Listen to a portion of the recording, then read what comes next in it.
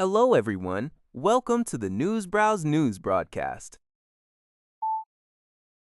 The reports that Nepal police on Saturday morning arrested former Prime Minister KP Sharma Oli, who also serves as chairman of the Communist Party of Nepal, Unified Marxist-Leninist, and former Home Minister Ramesh Lakak. The arrests stem from their alleged involvement in suppressing the Gen Z protest in September 2025. An incident that tragically claimed dozens of lives.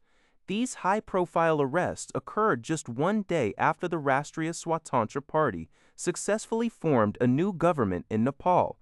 Sudan Gurung, the current Minister for Home Affairs, confirmed the arrest via a Facebook post, emphasizing that no individual is above the law. The first cabinet meeting of the newly formed Bulendra Shah government, held on Friday evening, decided to implement the recommendations of an inquiry commission.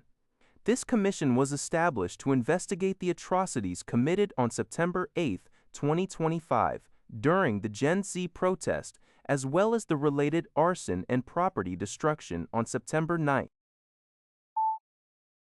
A China news service commentary states that the large-scale air and missile strikes launched by the United States and Israel against Iran on February 28, 2026, under the guise of preemptive action, constitute a severe violation of international law.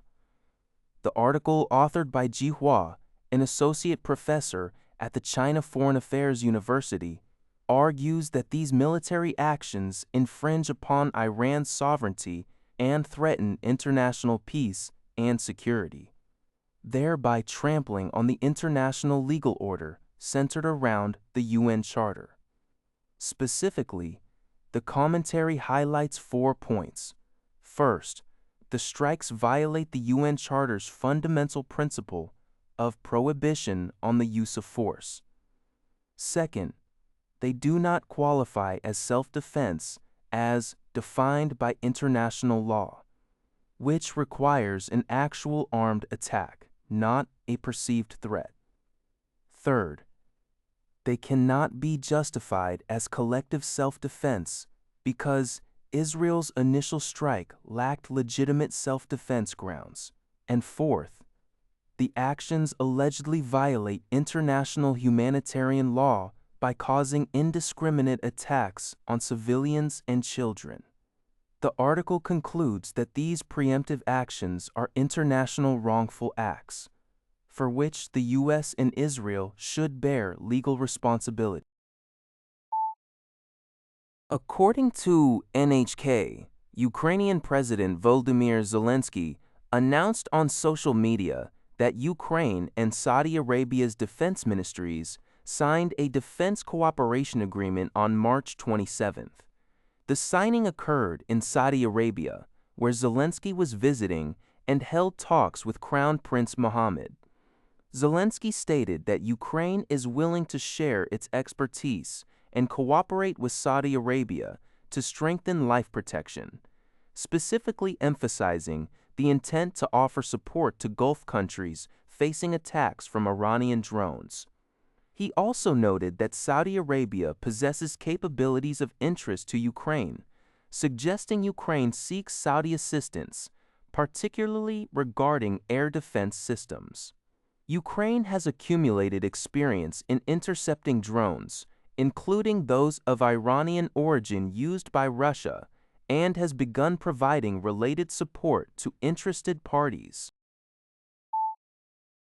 NHK reports that Taiwan Power Company has submitted a plan to Taiwan's Nuclear Safety Commission to restart an idled nuclear power plant.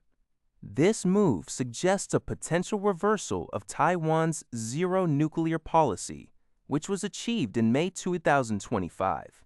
The policy was implemented after a nuclear plant in Pingtung County ceased operations due to its 40-year legal limit, a response to rising public concerns about nuclear safety following incidents like the Fukushima Daiichi accident. However, a recent legal amendment now allows nuclear plants to operate for up to 60 years. While Taiwan's economic department had intended to replace nuclear power with liquefied natural gas, LNG, for old thermal generation, growing electricity demand from industries like semiconductors and concerns over unstable energy supplies, partly due to the situation in Iran, are prompting this reevaluation. The restart plan was submitted on March 27 for the plant that had been idle. People's Daily Online reports that Chinese AI firms are successfully achieving sustainable profitability in specialized markets, a stark contrast to Silicon Valley's pursuit of artificial general intelligence. This success is largely attributed to China's immense industrial scale and market volume, which enable these R&D-heavy tech ventures to commercialize their innovations rapidly. Several companies exemplify this trend.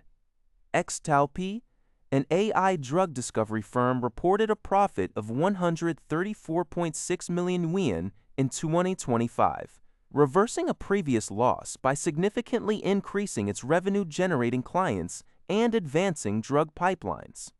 In manufacturing, Blacklake, an AI unicorn, reached profitability in late 2024 by applying AI to optimize production and quality data for 30,000 factories. Robotics maker Unitree saw its net profit surge six-fold in 2025, driven by a shift towards consumer and industrial applications like smart inspection.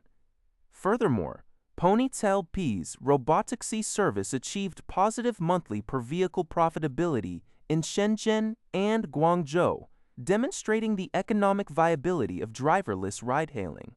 This approach aligns with China's strategy of deploying embodied AI in sectors where real-world data can generate unique advantages. That's all for this video. Thank you for watching. See you in the next video.